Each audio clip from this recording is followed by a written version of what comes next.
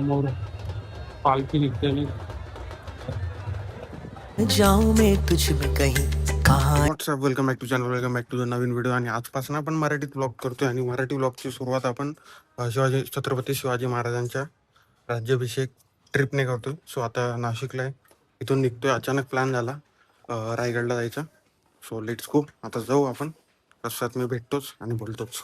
रायगडसाठी निघून गेलेलो आपण. आता करंटली आहोत समृद्धीला.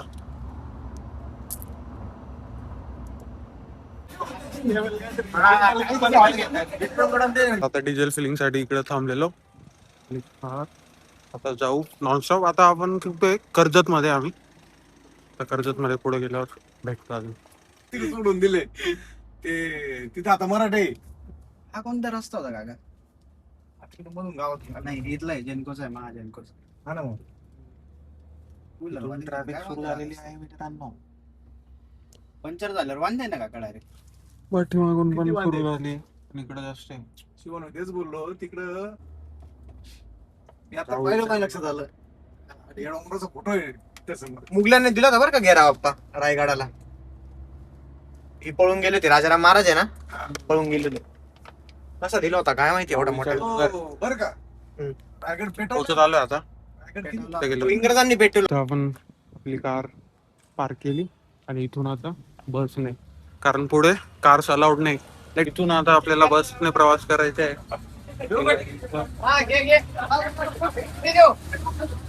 इथून किती किलोमीटर आहे? 4-5 किलोमीटर ते बसने डिस्टन्स कव्हर करायचे, कारण वरती कार अलाउड नाही.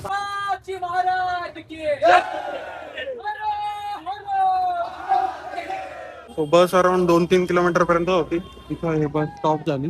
आता इथून पुढे पूर्ण लाईनीत रस्त्याने जायचे. Let's go.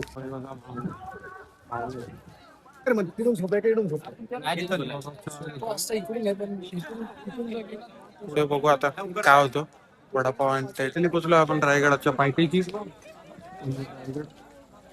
वरती पुढे चालत जाऊया. करतोय फार वरती जायचे. वेट करतो आता इथंच थकून गेलोय. हो पुढं काय होतं. वरती तर जास्त गर्दी दिसते, खूप जास्त. पण बाहेर वरती जो तो प्रकाश दिसतोय किती बघू आता जाऊन वरती. काय म्हटलं हे नकली नाही का, पण हे तर असली हे क्युटी. आम्ही ज्यांच्यासोबत आलोय ते थोडं स्लो चालतंय. एक जण पुढे, एक जण मागे, 2 जण अजून मागे.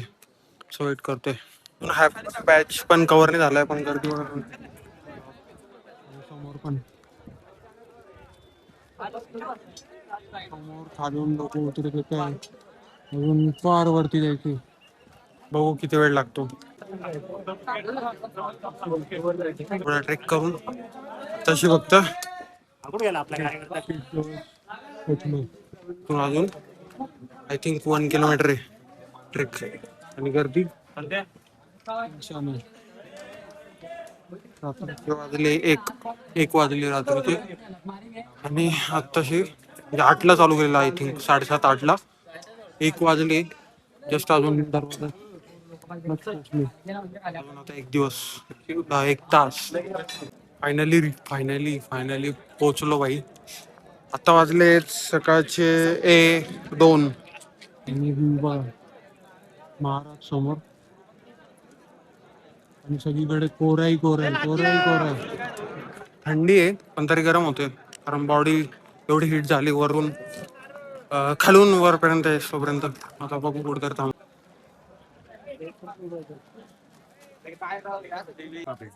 भाकरी स्वर्गात झोपलो आपण, स्वर्गात.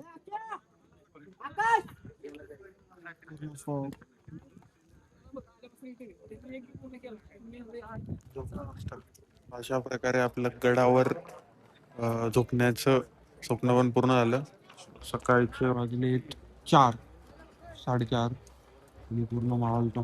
तिकडं आता रायरेश्वराचं मंदिर आहे, तिकडे जाणार आहे. दर्शन घेऊ आणि मग तिकडं समोर हे चालू आहे मगर खाण्यात ढोल वादन. आणि फक्त हार्डली 15-20 मिनिटं, अर्धा तास झोपलो असेल आम्ही. तर असंच किल्ला फोर्ट एक्सप्लोर करत होतो, कारण सगळीकडे तिकडे कार्यक्रम चालू आहे, तर खूप गर्दी. इथून काय व्ह्यू दिसतोय खालचा पूर्ण.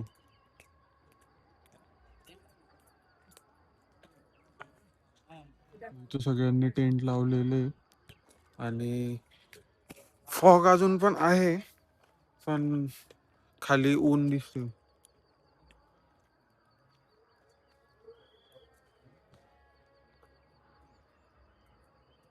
तो बघू आता थोड्या वेळात निघूच. समोर गर्दी बा.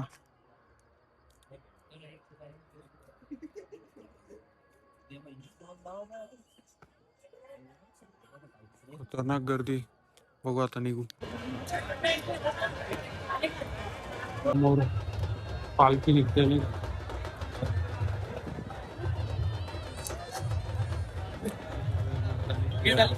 मर्दानी खेळ आणि ते सगळं चालू आहे. आता करंटली मी आहे बाजारपेठ मध्ये आणि ही लाईन काही जी दिसते तुम्हाला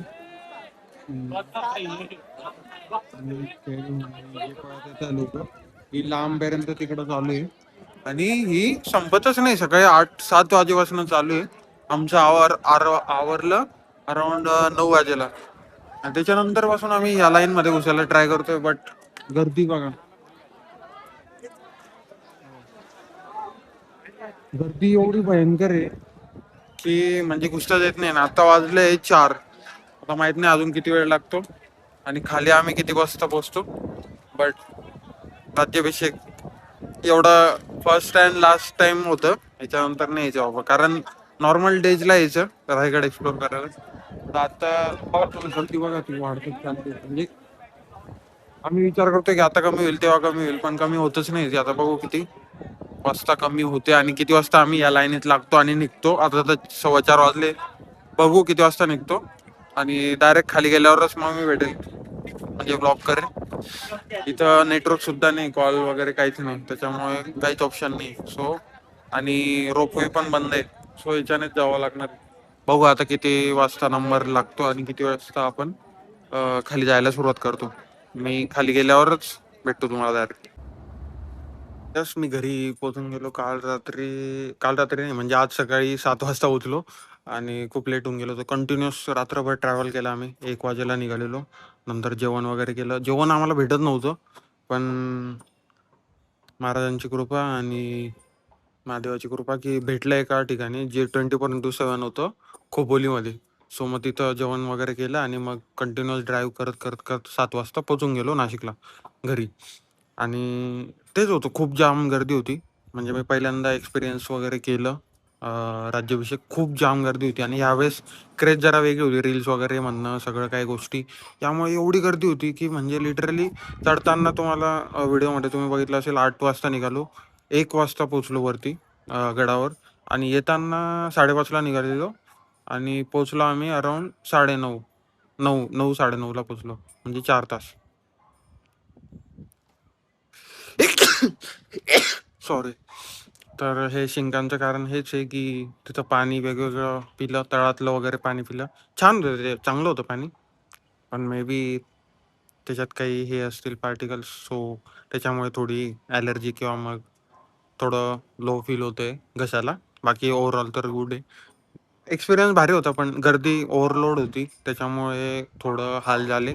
माझेच नाही, खूप साऱ्या लोकांचे झाले जे काही शिवभक्त राज्याभिषेकाला आलेले होते. महाराष्ट्राच्या कानाकोपऱ्यातून आलेले होते. परभणी, सांगली, सातारा, नांदेड, नाशिक, मुंबई, पुणे, कोल्हापूर, कुठले कुठल्या जिल्ह्याचे नावं घेऊ मी, वसई, विरार, खूप साऱ्या जिल्ह्यातनं, प्रत्येक जिल्ह्यातनं, जळगाव, धुळे, नंदुरबार, वाशिम, नागपूर, हिंगोली, सगळ्या जिल्ह्यातनं लोक आलेली होती. आणि हे सगळं एकासाठी, फक्त छत्रपती शिवाजी महाराजांसाठी आलेली.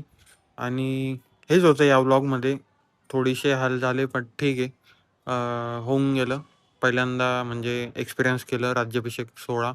परत नक्कीच नेक्स्ट इयरला नियोजन अजून चांगलं राहिलं तर आपण जाऊच नक्की. आणि असा होता हा सोहळा. तुम्हाला कसा वाटला व्हिडिओ ब्लॉग पूर्ण ते कमेंट सेक्शनमध्ये सांगा. तुम्ही जर विजिट केलेलं असेल, तुम्ही होता तिथं, तर तुम्ही एक्सपिरियन्स केला असेल सगळ्या काही गोष्टी, की कसं ट्रॅफिक मॅनेजमेंट आणि थोडंसं गर्दी ओव्हरलोड झालेली. सो थोडा विषय झालेला तिथं. कारण एवढे तास, कारण अर्ध्या तासाचा हार्डली 45 मिनिटचा ट्रेक येतो चढायला आणि उतरायला. बट गर्दी असल्यामुळे, ओव्हरलोड असल्यामुळे, पण ठीक आहे. एवढ्या लोकांना, एवढ्या पूर्ण महाराष्ट्राच्या बाहेरून, म्हणजे रील्स क्रिएटर्स खूप सारे होते. मग ते शूट्स वगैरे करतात आणि मग आपलं जे कल्चर आहे महाराजांचं, ते पुढच्या पिढीपर्यंत आणि ज्या लोकांना माहीत नाही महाराजांचा इतिहास, तो त्यांच्यापर्यंत पोहोचतो. म्हणून प्रत्येक क्रिएटरला सलाम आहे भाई, की त्या गर्दीत, एवढ्या मरणाच्या गर्दीत तुम्ही शूट करता आणि हे सगळं आपलं कल्चर, महाराजांचा इतिहास तो लोकांपुढे रील्सच्या माध्यमातून, शॉर्टच्या माध्यमातून दुनियासमोर दाखवतात. खरंच हँड्स ऑफ आहे. मी तरी फक्त ब्लॉग्सच करतो. मी ब्लॉग केला, रील्स वगैरे जास्त काही केलं नाही मी, शॉर्ट्स. मी, कारण यावेळेस माझं असं होतं की मी महाराजांना भेटायला जावं, महाराजांचा राज्याभिषेक बघावा, कसा असतो तो माहोल पूर्ण रायगड. आणि रायगडला याच्या अगोदर मी गेलेलो नव्हतो. पण नक्कीच पावसाळ्यात मी परत जाणार आहे तिथं आणि ते एक्सपिरियन्स करणार आहे. रायगड थोडा कमी गर्दीच्या ह्याच्यात, कारण आता खूप ओव्हरलोड गर्दी होती. नॉर्मली अर्ध्या तासाचा, पाऊण तासाचा ट्रेक येतो. सो नक्कीच आपण पावसाळा आल्यावर जाऊ. बाकी जय शिवराय सगळ्यांना. भेटू पुढच्या व्लॉगमध्ये. आणि एकदम रँडम प्लॅन पण नव्हता माझा की रायगडला राज्याभिषेकला जायचे. कॅन्सल झालेला, म्हणजे केलेला आम्ही प्लॅन, बट कॅन्सल झालेला की जाऊ दे यार, गर्दी राहील. बट इन्स्टंटली जो दुसरा दर्शन मित्र, तोचा कॉल आला. तो बोलला की चल, लगेच निघायचे. लगेच बॅग घेतली, काही नाही, फक्त एकच ड्रेस घेतला. त्याच ड्रेसवर, तो ड्रेस तर काय खराब झाले, झोपायचे वगैरे हाल थोडे झाले. टेंट वगैरे नेला नव्हता. बट पुढच्या वर्षी फुल प्रिपेअर्ड नाही जाऊ. पण अशाच अनप्लॅन ज्या ट्रिपे असताना त्या सक्सेसफुल होता आणि खूप मजा येते.